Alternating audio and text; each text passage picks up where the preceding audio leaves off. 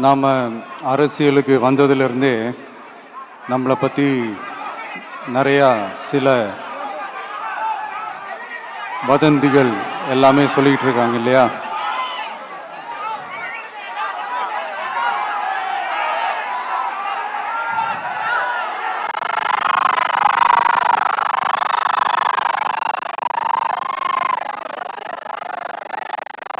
ஒரு சின்ன விஷயம் நான் சொல்லிட்டு போயிடுறேன், கொஞ்சம் சைலண்டாக இருக்கு. நாம் அரசியலுக்கு வந்ததுலேருந்தே நம்மளை பற்றி நிறையா சில வதந்திகள், அந்த டீம் இந்த டீம் அப்படிலாம் சொல்லிக்கிட்டு இருக்காங்க இல்லையா? ஆனால் இவர் எந்த டீமும் கிடையாது, மக்களுடைய டீம், பீப்புள்ஸ் டீம் அப்படின்னு எல்லாருக்கும் தெரிஞ்சதுக்கப்புறம் வேற என்ன அவதூறு பரப்பலாம் இவர் மேலே அப்படின்ட்டு ட்ரை பண்ணி எல்லாமே அவங்களுக்கு ஒர்க் அவுட் ஆகலை.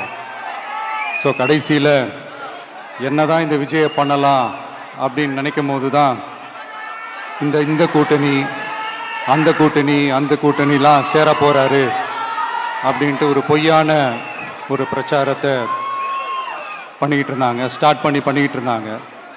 இந்த நியூஸ் எல்லாம் கேட்டு நீங்கள் கொஞ்சம் கன்ஃபியூஸ் ஆகிருப்பீங்க.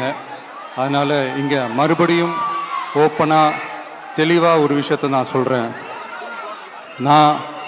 நாங்கள் எப்பவுமே மதச்சார்பற்ற கொள்கைன்றதில், அந்த ஸ்டாண்ட்லேயோ, மதச்சார்பற்ற சமூக நீதின்ற அந்த நிலைப்பாட்டிலையோ எப்பவுமே சமரசம் வச்சுக்கவே மாட்டோம். நம்மளுடைய தலைமையில தான் ஆட்சி அப்படின்றதுல எப்பவுமே உறுதியாக இருக்கிறோம். நம்மளுடைய முதல் மாநாட்டில் கூட நான் சொன்ன மாதிரி அரசியலில் யாருக்காகவும் எதுக்காகவும் எந்த விதமான ஒரு சமரசமும் நாம் வச்சுக்க போகிறதே எல்லாம் அந்த பேச்சுவார்த்தையே கிடையாது. சரிங்களா? அதனால் யார் என்ன அவதூறு பரப்புனாலும் தயவு செஞ்சு அதை நம்பாதீங்க.